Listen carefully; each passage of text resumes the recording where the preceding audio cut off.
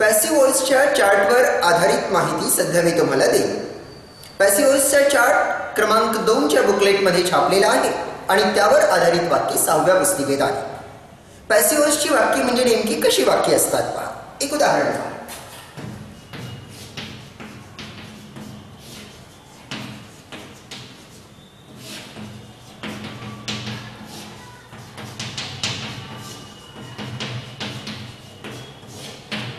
आता ही वाक्य तुम्हाला इंग्रजीमध्ये सांगायचं असेल तर इथे सुद्धा तुम्ही त्याच नियमानुसार जाणार की सुरुवातीचा शब्द, शेवटी त्याच्यानंतर क्रियापदाच्या पुढचा शब्द शेवटचा पाहिजे आणि त्याच्यानंतर दुरुस्त करणेचा शब्द, पण दुरुस्त करण्याच्या जोडीला इथे गेला, जाणे पण आलेला आहे, तो पण शब्द येईल. आता पहा, हे वाक्य इंग्लिश मध्ये करताना सुरुवातीला हा रस्ता म्हणजे तर दिस रोड तुम्ही लिहिलं, पाहिजेसाठी शब्द तुम्ही लिहिलात शूड. आता तुम्हाला लिहायचंय दुरुस्त केला गेला. दुरुस्त करण्यासाठी शब्द आहे रिपेअर, पण इथे नुसतं रिपेअर वापरलं तर वाक्य बरोबर होत नाही.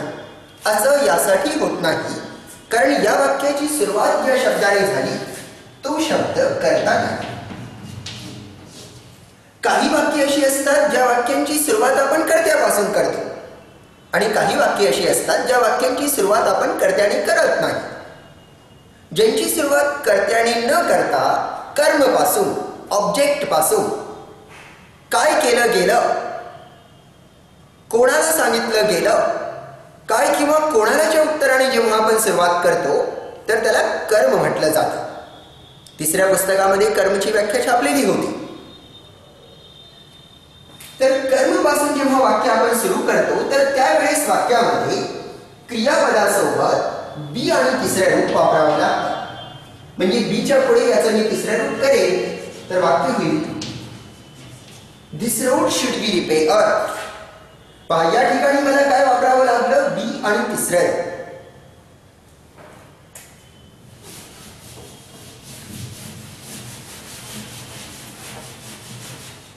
पॅसिव्ह व्हॉइस म्हणजे काय जर इंग्लिश मध्ये तुम्हाला लक्ष द्यायचं असेल तर तुम्ही काय आठवण ठेवणार, बी सोबत तिसरे रूप.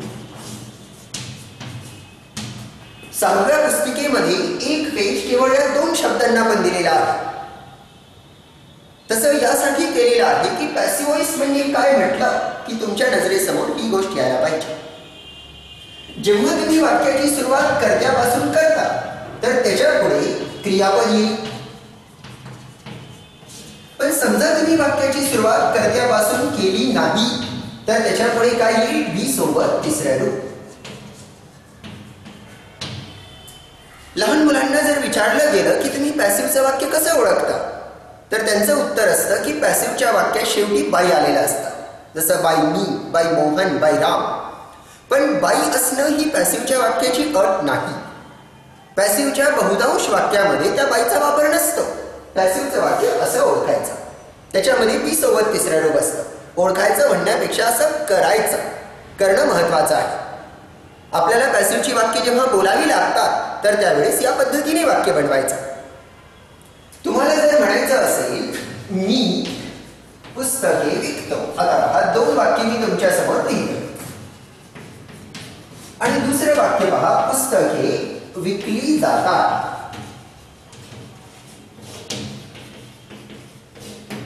या 2 वाक्यामध्ये काय फरक आहे, या वाक्यामध्ये पुस्तके विकणाऱ्याचा उल्लेख आहे.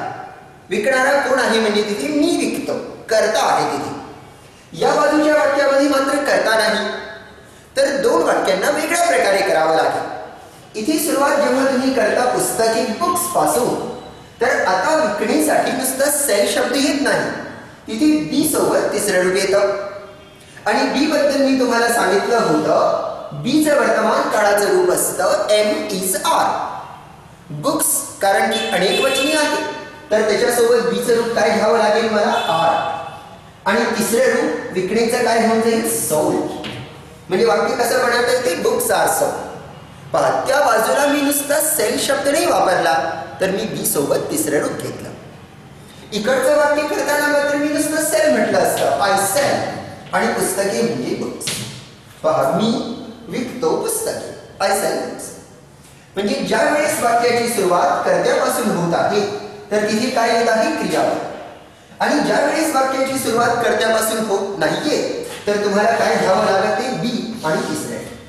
असं जर तुम्ही केलं नाही तर वाक्याचा अर्थ उलटा होऊन जाईल. पुस्तके विकली जातात म्हणण्याऐवजी पुस्तकेच विकतात. पुस्तके दुकानदाराला विकतात असं तर होत नाही.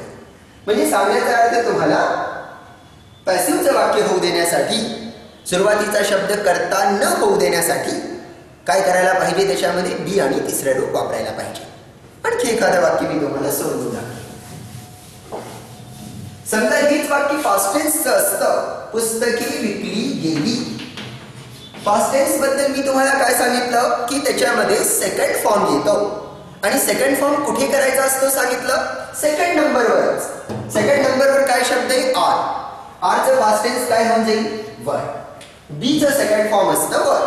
म्हणजे वाक्य काय झालं? Books were sold. पुस्तके विकली गेली. हेच जर वाक्य असतं पुस्तके विकली जातील तर भविष्यकाळ.